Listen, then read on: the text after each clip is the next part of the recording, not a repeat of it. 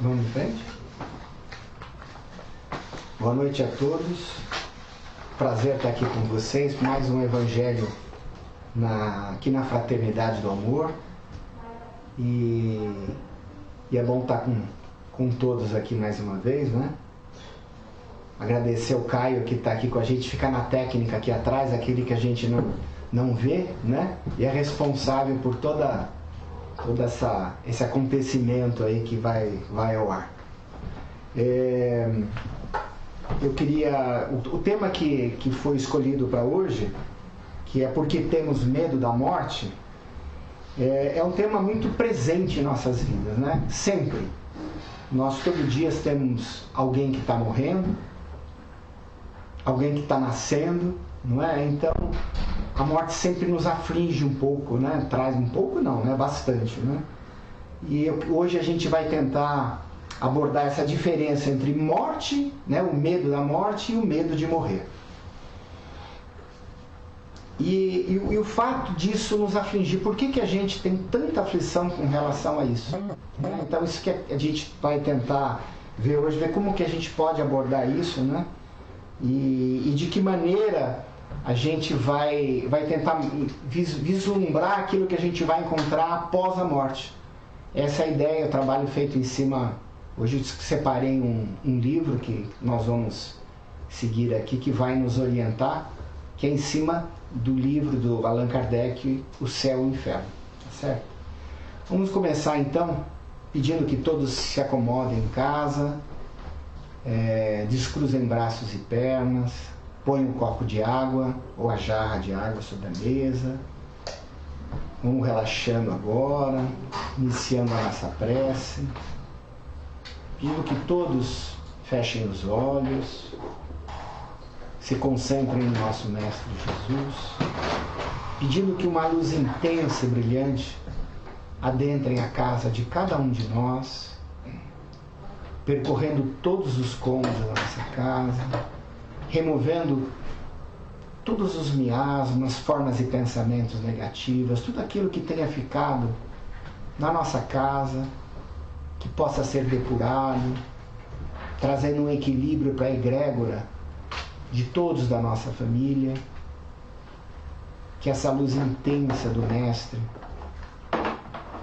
possa acolher nesse momento os nossos mentores espirituais, aqueles irmãos espirituais que nos acompanham durante toda esta trajetória encarnatória, que se propuseram a isso, e todos aqueles irmãos que também vêm em busca de ajuda, que veem no nosso Evangelho em casa uma oportunidade de reencontro, um pedido de socorro, que todos esses irmãos que estejam envolvidos nesse Evangelho nesse momento possam acudir a cada um conforme a necessidade e o merecimento.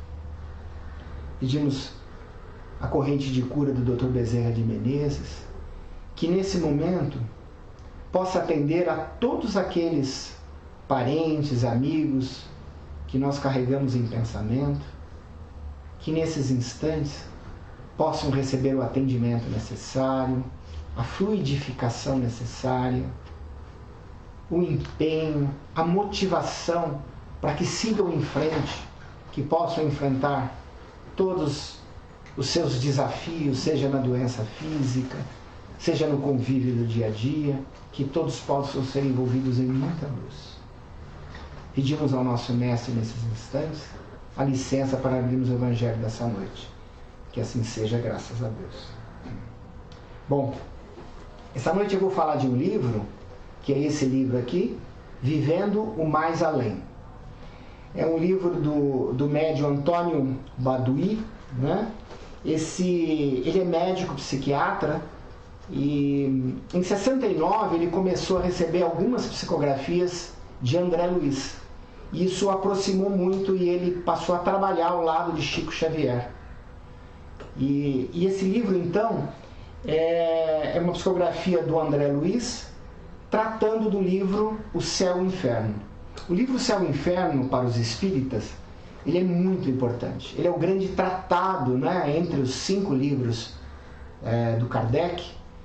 E ele talvez seja... Todos são muito importantes, mas ele traz talvez uma das maiores revelações, que é nós entendermos o que nos espera, né? Como que é esta relação entre o mundo físico e o mundo espiritual. A base da doutrina espírita, que na verdade é a comunicação dos espíritos sendo interpretada na cultura dos homens. Então, o livro Céu e Inferno descortina esse mundo espiritual, né? Essa passagem que nós fazemos, por isso o tema, né? Quem tem medo da morte, para nós entendermos como que esse processo todo ocorre. E nós entendemos também que o mundo espiritual somos todos nós. A condição física que nós nos encontramos, né, nós estamos numa condição, num nível de frequência diferente dos irmãos espirituais, aqueles que estão desencarnados. Mas na verdade é um mundo único, o mundo dos espíritos. E nós somos regidos todos pelas mesmas leis. Por isso é importante a gente entender que a morte nada mais é que se despir dessa roupa física, né? E dar continuidade. É isso que a gente vai ver aqui. E o André Luiz, o que é bastante interessante, que esse livro é de 2017, a espiritualidade evolui com a sua linguagem, né? O mundo espiritual antevê o mundo físico, né? Eles estão mais à frente. Então nós vamos encontrar uma abordagem do livro Céu e Inferno no dia a dia, como se fosse uma mensagem de WhatsApp. Isso é muito bacana, né? Como se a gente estivesse numa rede social e ele pega situações do cotidiano para tentar explicar passo a passo esse livro. Isso é um dado muito importante. E a morte é alguma coisa que é vizinha a todos nós, né? Estamos todos sempre vivenciando isso.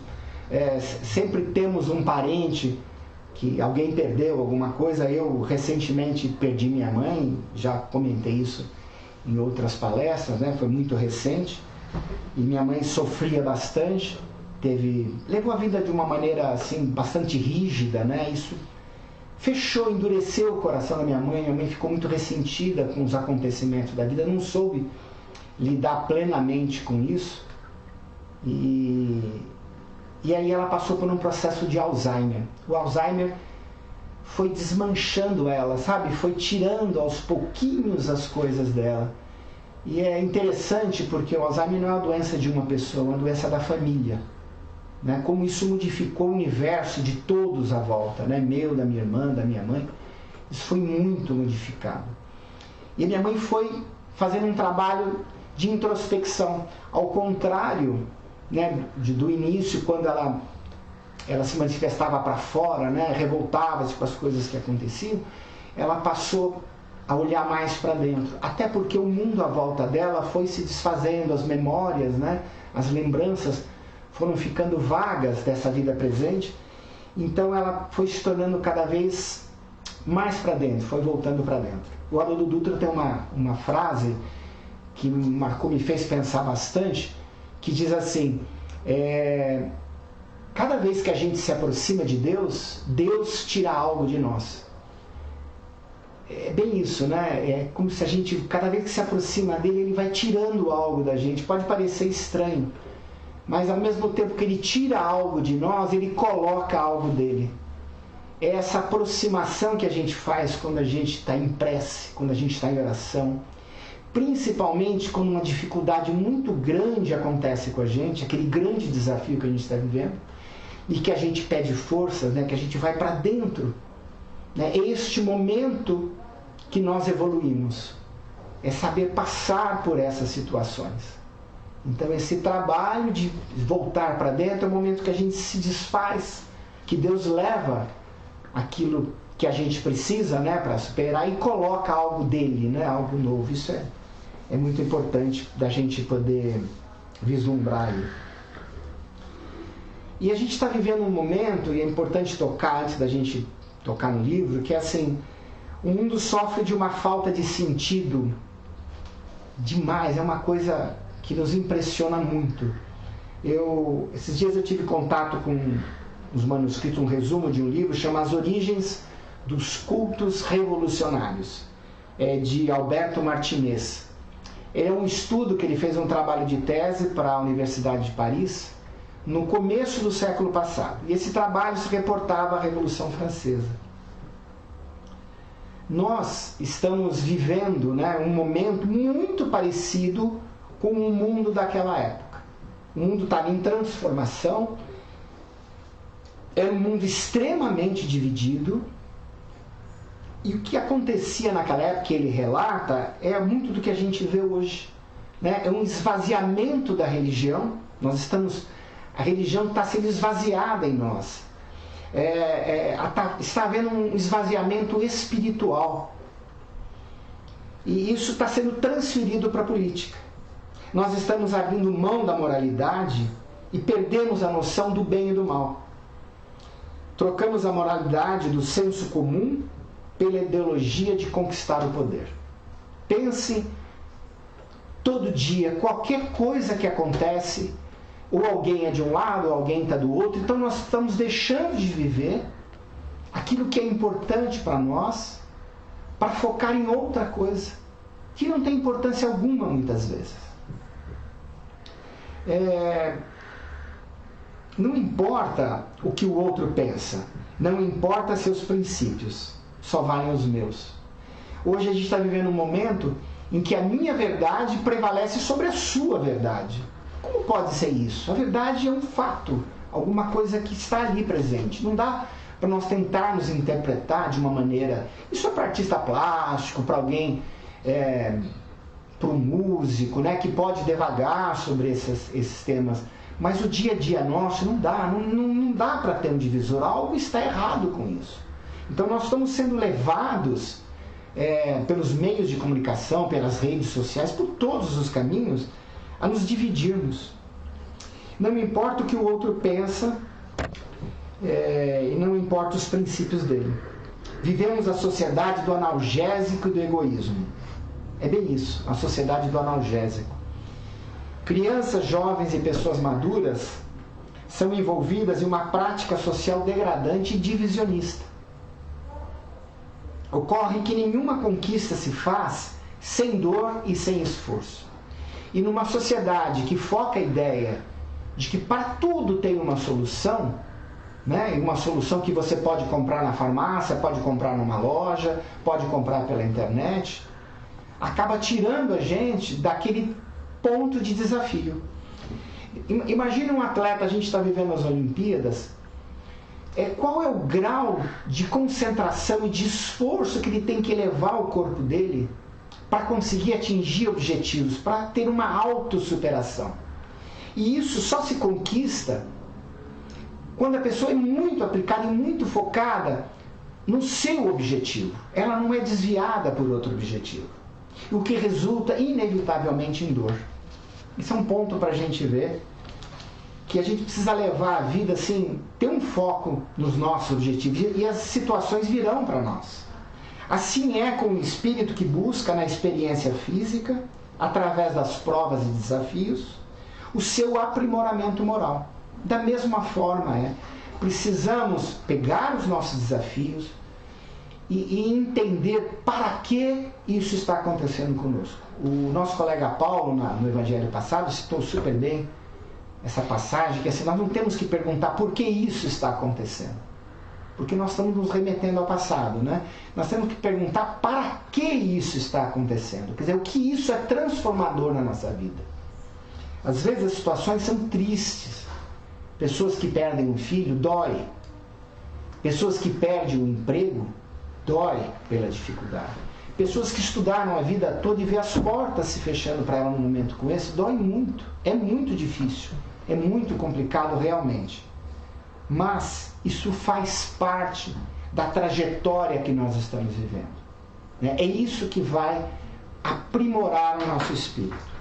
Estamos deixando a vida ser reescrita por uma falsa imagem de prazer, a ausência de dor e da necessidade de sacrifícios e conquistas. A vida está perdendo sentido.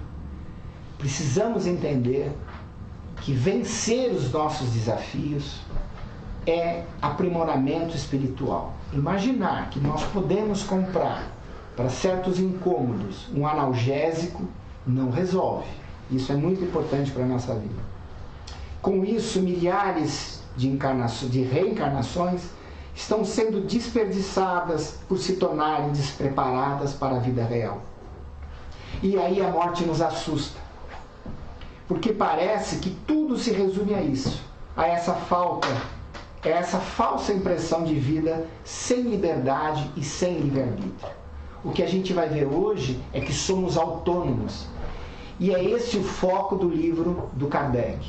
A autonomia espiritual. Cada um decide sobre a sua vida, tanto no plano físico quanto no plano espiritual. Todos os dias, milhares de corações, milhares, se entregam ao suicídio. Milhares de corações não encontram sentido na vida. Outros se entregam às drogas e às bebidas, tentando fugir do estresse ou, pior, da prisão sem sentido, que se tornou a própria encarnação. Estamos aqui para sermos desafiados. Não fossem essas provas passageiras da experiência humana, nenhum espírito conquistaria a força moral da sua evolução libertadora. Dá para a gente entender que as provas que a gente está enfrentando são parte da nossa vida. Nós construímos esse roteiro de vida. Por isso a gente não precisa passar a vida lastimando. Vamos enfrentá-las e ver como que a gente pode fazer o melhor para que a gente possa ter um desencarne suave, tranquilo. Vamos então buscar aqui no livro algumas das citações do André Luiz abordando essas questões. Vamos lá, que é bastante interessante aqui para a gente ver. Olha só. Você entende que a morte não é o fim de tudo, mas tem medo dela. Por quê? É o risco do desconhecido que desespera? É a presença do mistério que angustia? É a noção de incerteza que desorienta? É a ideia de punição que tortura? É a dor de consciência que atormenta? É a hipótese de sofrimento que perturba? Diante disso, é certo concluir que seu temor só existe porque você não tem a ideia exata do que seja realmente a vida futura. Vamos em frente. Aquele que está ligado aos interesses da vida presente sempre pensa que tem de ser o que é. O corajoso tem que ser valente. É forte, tem que ser temido. É capaz, tem que ser respeitado. É inteligente, tem que ser o maior. É ambicioso, tem que ser vencedor. É culto, tem que ser admirado. É criativo, tem que ser distinguido. É autoridade, tem que ser poderoso. Apegado à matéria, ele leva a existência com a ideia de que pode ser o que é. Contudo, descrente da vida futura, tem medo da morte, porque entende que depois dela não pode ser nada. Continuando com o medo da morte. O medo da morte diminui quando aumenta a crença da vida futura. Você observa e crê. Reflete sobre a imortalidade e crê que a existência da alma é possível. Lamenta a morte dos entes queridos e crê que vai revê-los. Enumera as realizações da vida e crê que o trabalho prossegue. Considera a capacidade de entender e crê que a inteligência é para sempre. À medida que se percebe que a vida futura é simplesmente a continuação da vida atual, em outra dimensão, o medo de morrer fica desmoralizado e você vive melhor. A gente precisa ter uma ideia que a morte é o desfecho, é o momento que você se desliga do plano físico e dá continuidade à sua vida espiritual. O ato de morrer, todo mundo tem um pouco de apreensão e é muito justo, né? Todo mundo fica pensando como eu vou morrer, como isso é possível. Então, nós precisamos separar um pouquinho isso. O que vai nos trazer tranquilidade é o que ele está mostrando aqui. O modo como a gente vive é que vai mostrar como a gente como a gente é capaz de lidar com as situações para o outro lado, né? Que é uma continuidade.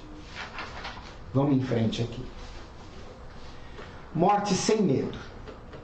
Aproveite cada momento da existência física e faça a sua transformação moral vivendo as lições do Evangelho. Abandone o ódio e sinta o amor ao próximo. Esqueça a ofensa, afaste o egoísmo, elimine a descrença, fuja do orgulho, largue a vaidade, rejeite o desalento e desista do apego. Compreenda que a vida futura é mero reflexo da vida atual e saiba, pois, que a morte sem medo só acontece quando se vive no bem. Em toda parte, veja como você usa a palavra céu para exprimir sentimentos próprios. Acha o emprego que queria, diz, achei o céu. Está no passeio tão desejado e diz, estou no céu. Vive no local de seus sonhos e diz, vivo no céu. Encontra a companhia ideal e diz, encontrei o céu. Descobre a situação agradável e diz, descobri o céu. Quero o momento mais encantador, quero o céu. Diante de tais afirmações é preciso convir que o céu de suprema felicidade, que várias teorias religiosas localizam num espaço distante, na verdade, está em parte, em toda parte, cobre tudo e principalmente dentro de nós. O caminho para a felicidade futura é longo e árduo. Entenda, pois, que a suprema felicidade só é usufruída pelos espíritos perfeitos e puros, aqueles que já progrediram em inteligência e moralidade, entre os que ainda pelejam com as próprias imperfeições. Cada um tem dentro de si o céu possível, de acordo com a própria evolução. É interessante a gente observar aqui, isso fica muito claro no livro Céu e Inferno, que todos nós almejamos a felicidade e é de merecimento de todos. Só que a verdadeira felicidade é uma felicidade moral, ela está do outro lado. Então nós podemos conquistar momentos de muito prazer aqui, mas a verdadeira, aquilo que nos extrai em termos de felicidade, está diretamente ligado à nossa capacidade de evoluir. Então, a nossa evolução moral está diretamente ligada à nossa felicidade. Quanto mais evoluídos moralmente nós formos, mais felizes seremos.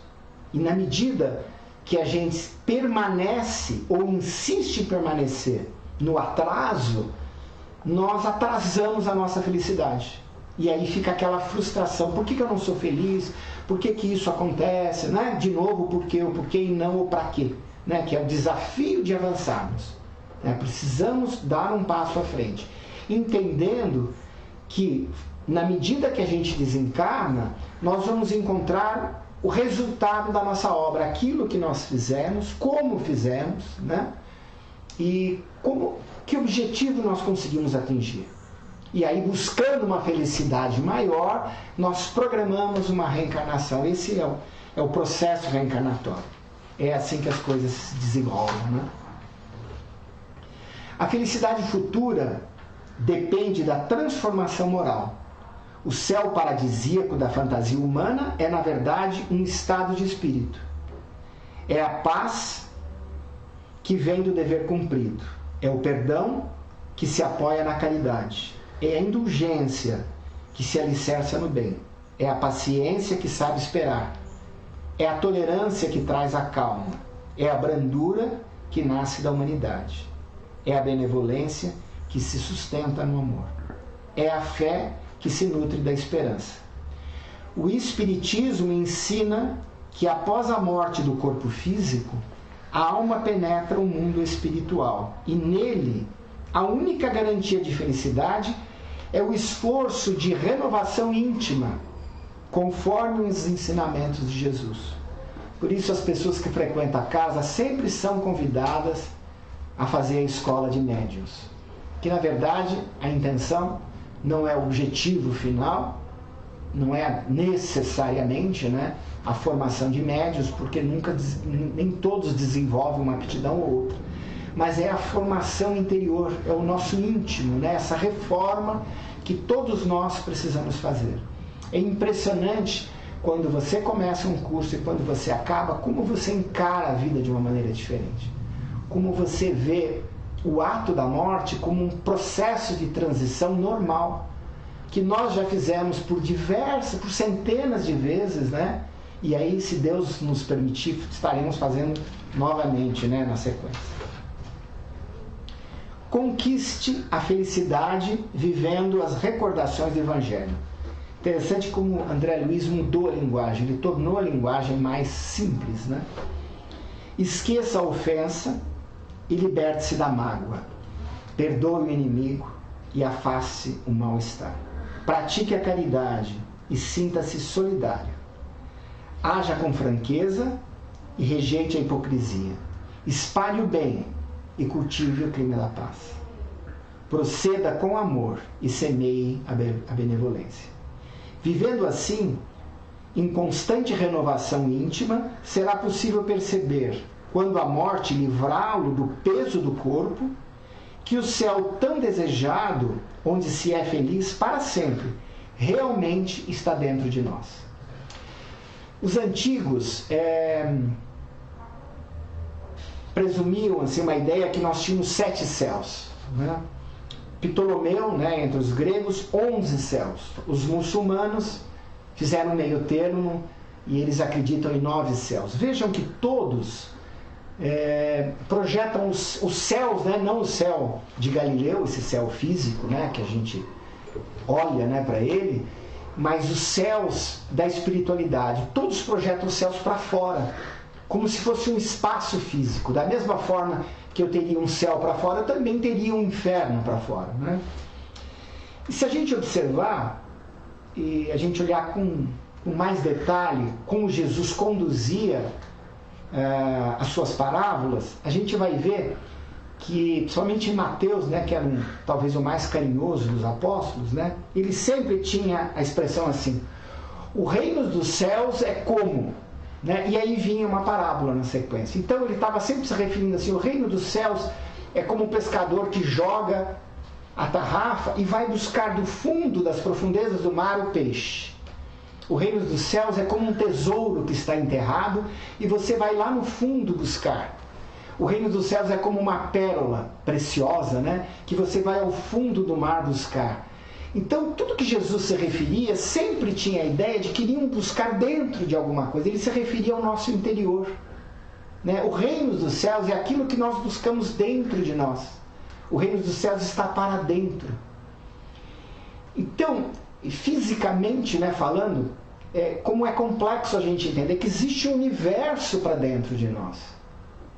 Então, este amadurecimento, a gente imaginar algo para fora, não, é algo para dentro. É o nosso íntimo, é esse encontro com Deus. Cada vez mais a ideia de Deus se aproxima daquela ideia de que fomos feitos à semelhança do Pai, né? Que nós somos a partícula dele e é para dentro que nós vamos encontrar as nossas respostas, é para dentro que nós vamos encontrar as soluções das nossas dificuldades, né? Jesus falava em um estado de céu para dentro, né? Como acabei de falar. Nas palavras de Jesus, o céu é um estado da alma, oriundo do nosso psiquismo, um estado íntimo. Onde estiver o vosso tesouro, aí estará o vosso coração. Prestem bem atenção nisso, porque isso mostra como a gente foca o nosso dia a dia, as coisas da nossa vida. Onde estiver a coisa que nós mais damos valor, aí estará o nosso coração. Preste atenção que se a gente focar em uma coisa sem o valor, se a gente perder o nosso tempo focando naquilo que parece que alguém quer nos levar, como hoje nós estamos ainda pelas mídias sociais, pela imprensa, por tudo que a gente possa imaginar, sem querer citar algum em específico, estão desviando a nossa atenção, estão dando a nossa atenção para um outro valor, estão formando sobre nós um valor de juízo, sem que a gente possa usar o nosso livre-arbítrio para poder discernir, porque as mensagens são todas falsas, tudo aquilo vem jogado e você perde a noção do que é verdadeiro e do que é falso. Então, muita atenção. Lucas, na mesma passagem, diz o seguinte: o reino dos céus não tem aparências externas. O reino dos céus está dentro de vós. Dessa forma, o inferno também não tem uma aparência externa, Seria o estado oposto ao estado de céu. Então vejam que para a gente viver o inferno, ninguém precisa morrer. Basta passar nervoso, ficar com ódio, deixar a mágoa tomar conta da gente. Todas essas atitudes, todos esses comportamentos nos fazem viver no inferno. Então, a gente imagina como uma pessoa profundamente amargurada, com certeza vai ter medo da morte. Porque o que ela vai encontrar do outro lado não é nada muito diferente do que aquilo que ela está vivendo aqui. Não é? O mundo espiritual é aquilo de mais íntimo que nós carregamos. Isso é uma coisa para a gente dar uma atenção aí muito especial. Agora na outra parte do livro, vamos ver aqui. A existência física. Na existência física existem os que praticam o mal. O delinquente, o avarento, o intrigante, o desertor. Um dia eles deixam o corpo e depois, almas endividadas, pagam por seus erros perante a lei divina, que é justa e misericordiosa, de tal forma que na realidade espiritual, o único inferno que existe é o remorso dentro de nós. Veja que o nosso maior sofrimento é chegar do outro lado e perceber como nós desperdiçamos a nossa encarnação. Então, dê muito valor à vida que nós temos. Nós não sabemos o tempo que nós temos, então precisamos vivê-lo da melhor forma possível. Fazer o exercício de todo dia, como dizia Santo Agostinho, de repassar o seu dia, poder ver o que fez de melhor e principalmente aonde errou, aonde não acertou. Kardec, no capítulo 7 do Céu e do Inferno, que a gente está passando por aqui já, ele fala muito essa questão de que não importa, o problema não é só o mal que você faz, mas é o bem que você deixa de fazer. Então esse trabalho de todo dia a gente repassar o dia da gente vai tornar melhor essa nossa passagem. Na vida corpórea há momentos desconcertantes, humilhação, miséria e solidão. Se o Espiritismo ensina que o sofrimento de hoje é caminho para o alívio no futuro, então é possível dizer que através da reencarnação você vive agora o purgatório em si mesmo. Essa é uma ideia interessante, porque se os céus, ou o céu e o inferno estão dentro de nós, são experiências do nosso estado íntimo, o purgatório é a vida que nós vivemos aqui como encarnado. A palavra purgatório vem de purgar, como um tecido que você joga, limpa para você poder limpar. Então nós estamos purgando a nossa alma, vivendo as nossas experiências, passando por isso da melhor forma possível. Isso que é o fato mais importante para a gente levar em consideração. Na passagem para a vida espiritual, há acontecimentos importantes. A surpresa, há sofrimento e há também punição. Tanto no mundo espiritual quanto na vida física, o espírito sofre, aprende e melhora, o que significa que o purgatório existe onde ele está. Interessante isso para a gente entender que nós estamos eternamente buscando a nossa evolução. Então, na medida que vamos nos desprendendo dos nossos vícios, estamos purgando os nossos defeitos, vencendo os nossos desafios.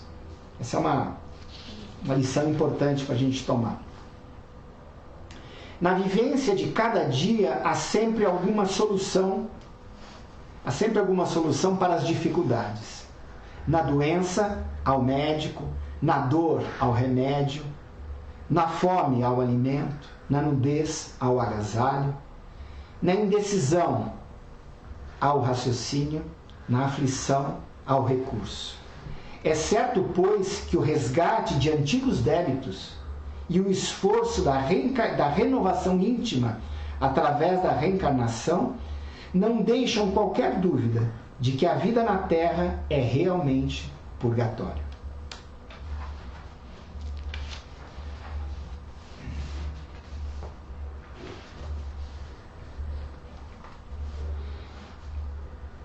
Vamos em frente aqui. Às vezes, você vive momentos que lhe parecem uma eternidade. Pede um empréstimo e o tempo de resposta lhe parece uma eternidade. Sofre de dor de dente e o tempo de espera na sala do dentista lhe parece uma eternidade. Faz uma viagem e o tempo de chegada lhe parece uma eternidade. Está com fome e o tempo da entrega da comida lhe parece uma eternidade. Situações assim é que lhe dão a entender que a teoria da eternidade, das punições após a morte, é simples ideia e não realidade. Aquela ideia das doutrinas antigas, das religiões mais antigas do que o Espiritismo, é de que você sempre está sofrendo uma punição divina e eterna, né? Então, se você errar uma vez, você está punido eternamente. Não é isso. É totalmente diferente. Você tem uma falta, você comete um erro, você tem a oportunidade de corrigi-lo. E é você mesmo que vai fazer essa autoanálise. Ninguém vai colocar o dedo na sua cara para dizer para você que você fez isso ou você fez aquilo. Isso acontece no nosso dia a dia, mas no plano espiritual é diferente. Vivemos a experiência da família, não é? Vivemos experiências com nossos amigos, nossos desafios. Mas é lá que sozinhos, solitários, nós vamos poder fazer uma autoanálise para poder entender aonde nós falhamos e aonde nós precisamos corrigir.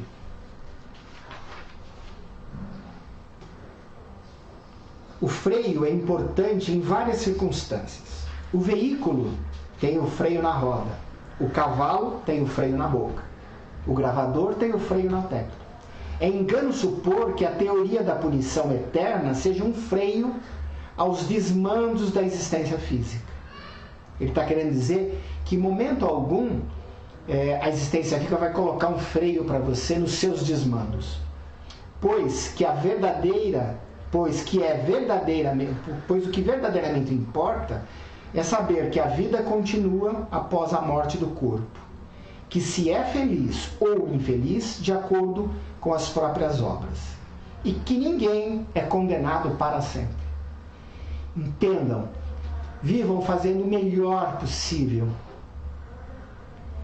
Procurem fazer da melhor forma. Esse é o resultado da verdadeira construção da felicidade. Porque se alguma coisa der errado, nós vamos ter que construir uma nova oportunidade, ou para refazermos aquilo que fizemos errado, ou para tentarmos corrigir, ou através de uma prova, tentarmos trabalhar uma nova oportunidade, ou através de uma expiação onde a gente tenha que realmente consertar um erro do passado. Isso é importante para a gente viver esse desencarno de maneira tranquila. Analise o que se diz sobre os destinos da alma depois da morte. Inferno é punição. Purgatório é temporário. O céu é recompensa. Vida futura é situação real. Há recuperação e progresso. A alma melhora e evolui, transformando-se para o bem. Esta é a mensagem do Espiritismo. Não é nem o céu, nem o inferno. É a vida futura. É ela que te traz progresso. Diante de tais destinos, não há dúvida de que a razão e o bom senso apontam para a vida futura, onde o arrependimento, o esforço próprio e a misericórdia de Deus se associam e permitem que o espírito endividado perante a lei divina, cumpra seu destino, buscando a renovação íntima rumo à perfeição. Essa passagem aqui mostra uma coisa que é bastante interessante. Às vezes a gente vê histórias de espíritos de muita luz, né? Que personalidades que passaram pela nossa história, até nossa história recente, fizeram coisas maravilhosas, né? E a gente fica sempre pensando que essas pessoas eram espíritos já de muita luz, que não tinham cometido tantos erros. Eles vieram realmente, de fato, existem espíritos de muita luz, como agora muitos estão vindo, né? É uma falange imensa de espíritos de grande envergadura moral. Mas mais legal da gente ver é que muitas dessas personalidades, de pessoas que fizeram grandes transformações, nasceram da predestinação de pessoas que cometeram erros no passado e vieram com empenho e buscaram fazer o melhor na sua encarnação, né? Ou na sua reencarnação. E eu vi uma palestra do professor Raul Teixeira, e que me marcou bastante. Eu queria aqui repassar para vocês, que é muito interessante, que é sobre Abraham Lincoln. Em 1862, a médium Nat Cole Burmenat, ela foi cuidar de assuntos pessoais, né, em Washington, e ela se hospedou na casa de Madame Lory. Madame Lory era uma mulher da alta sociedade, né? Frequentava os círculos da alta sociedade, e num dia ela acabou levando a médium com ela, acompanhá-la num chá, né? de senhoras da alta roda, tudo mais. Nesse dia estava presente a primeira-dama, a Mary Todd, né? Que é Mary Todd Lincoln, a esposa do presidente dos Estados Unidos. Isso era 1862. E ali ela foi apresentada para Madame Mary Todd, né, que se encantou com a médium e fez então um convite para que a médium fosse participar de um chá, que ela queria apresentá-la para o presidente, para Abraham Lincoln. Abraham Lincoln adorava uma conversinha com espíritos. Vira e mexe, ele consultava o médium aqui, o médium ali. São detalhes que a história às vezes não nos conta, né?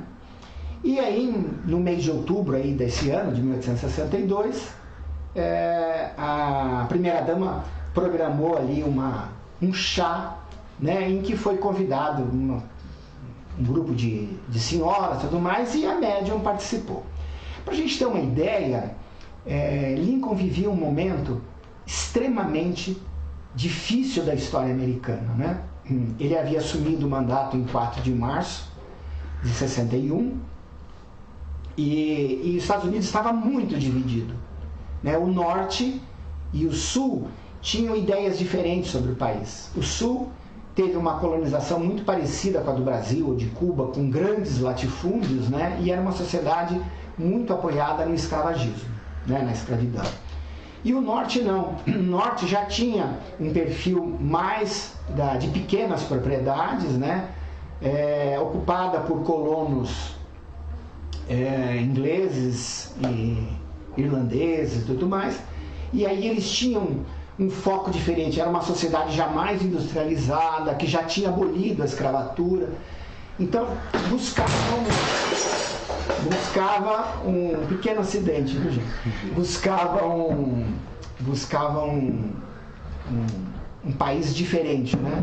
E isso era um grande conflito para essa divisão do país, e o país entrou numa guerra civil, que foi a pior guerra que os Estados Unidos participou. Por incrível que pareça, foi pior que a Segunda Guerra Mundial, pior que qualquer uma delas, porque ceifou muitas vidas, marcou muito a nação americana, né, como história, né, como tudo que eles viveram, e o país então estava extremamente dividido com isso tudo, e Lincoln encontrou um país assim em guerra e teve que enfrentar tudo isso, e tocou isso por mão de ferro, né? Ele era mais alinhado ao lado norte do país, né, e os confederados faziam o sul. E ele então era criticado de tudo, chamado de tudo que você podia imaginar, né? Porque tinha sempre dois lados e nunca ninguém estava satisfeito. E ele tocou o país com mão de ferro. Eu estou citando isso porque o chá estava discorrendo normalmente e, a uma certa altura, a primeira-dama pergunta a Mary, a Nat Cole, a médium, né? E diz para ela assim: Nat, diga para nós, os seus espíritos não têm nenhuma mensagem para o nosso presidente? E aí um silêncio se fez na sala, a Nat se concentrou e de repente ela se levanta, né? Estufa o tórax, caminha em direção a um piano de caudas que tinha na sala, se apoia nele, né? E com uma voz imponente, né, como de um orador, a mensagem era mais ou menos assim, né? Que o Senhor está na Terra cumprindo uma grande missão, que não se deixasse levar pelo temor ou pela chantagem, como ele próprio, o Espírito, houvera feito quando na Terra. A sua missão, Lincoln, é libertar os negros escravos da América até o Ano Novo, e eles estavam no mês de outubro. Esta será a maior missão da sua existência na Terra. Isso foi um silêncio geral na sala, todo mundo ficou palidecido com a mensagem, né? E a esposa ficou, a primeira-dama ficou ali, e ela pergunta então: Abraão, conhece o espírito que acabou de lhe falar, né? E Lincoln, assim, realmente espantado, né, aponta para um quadro, uma pintura a óleo que está logo atrás da médium, né, que é de um senador americano, né, desencarnado, Daniel Webster.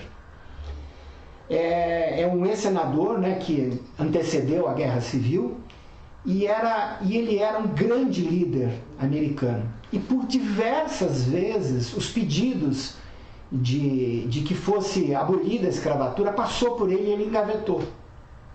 Por pressões políticas, lobbies e tudo mais, né? Então, Lincoln reconhece a mensagem como sendo de Daniel Webster.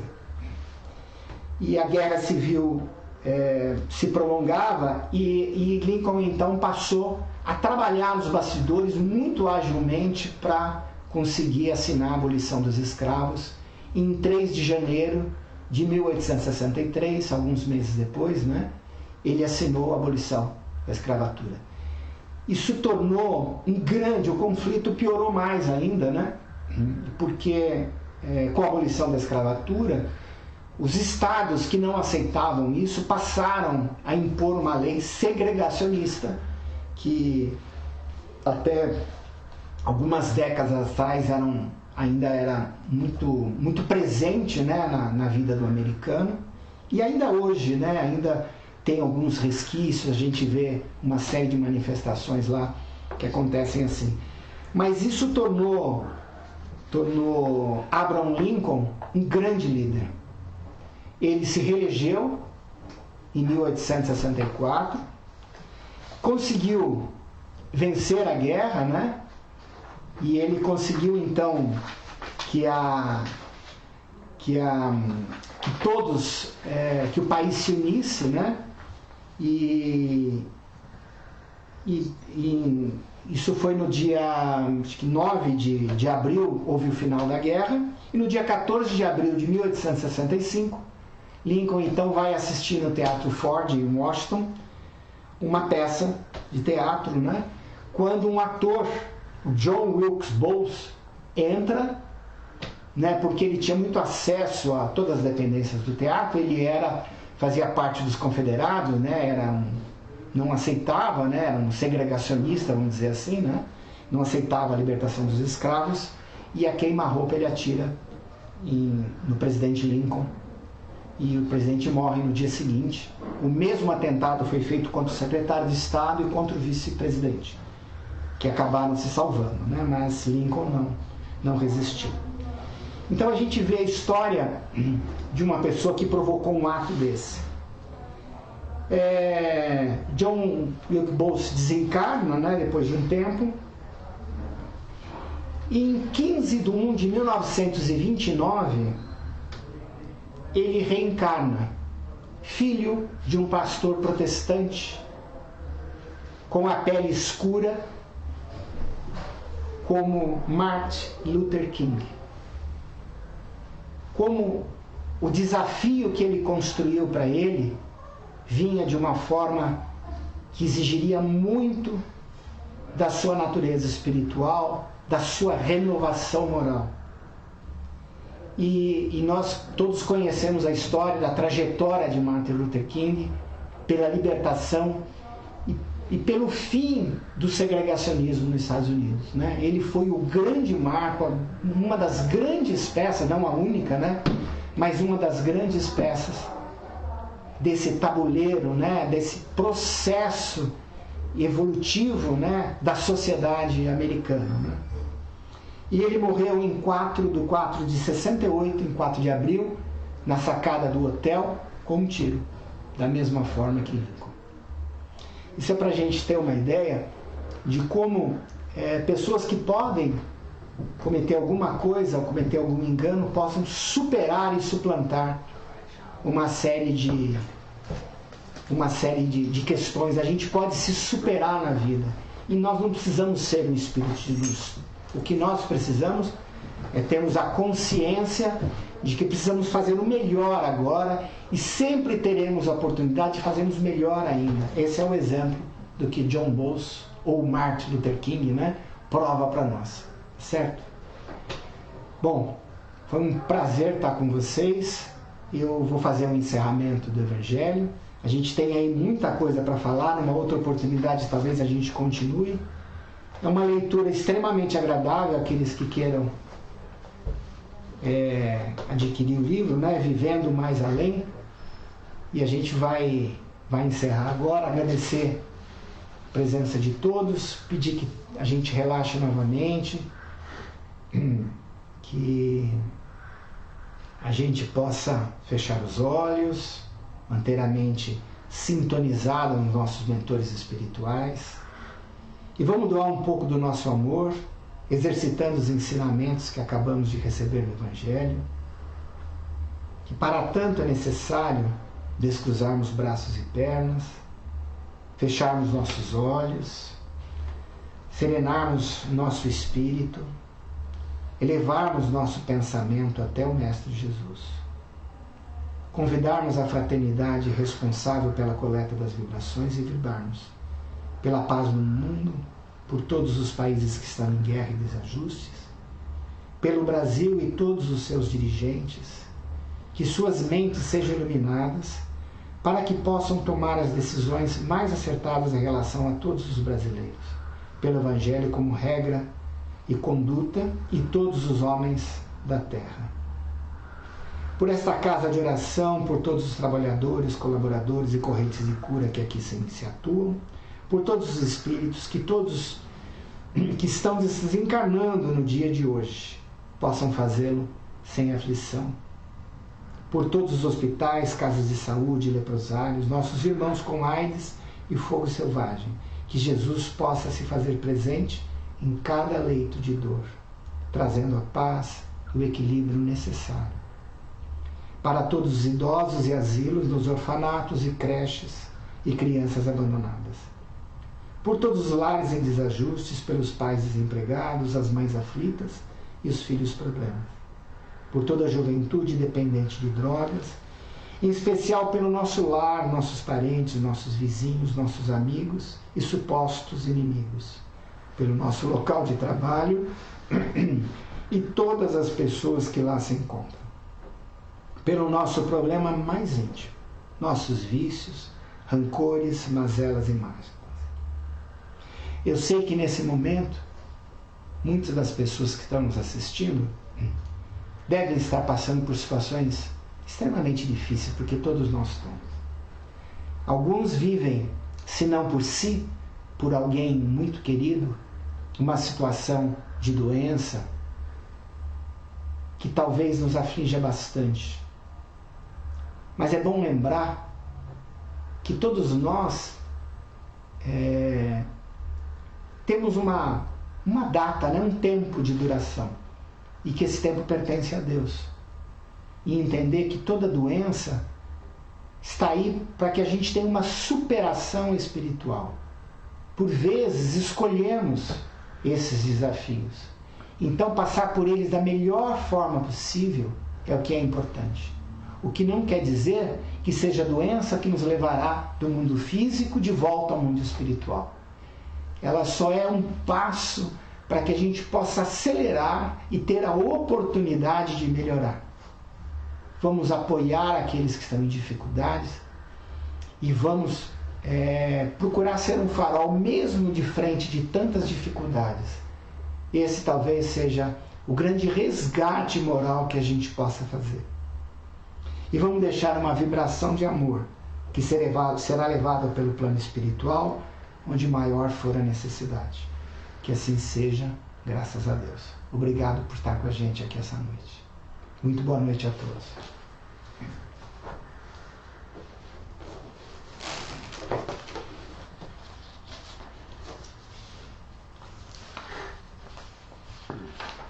Viu tudo certo? Eu tava vinculado à internet, meu. A gente tava... Cara, eu li o livro inteiro, marquei o livro. Olha o livro. Não é uma gracinha? Não, você marcou e se desinvestou a falar. Pois é. Graças a Deus.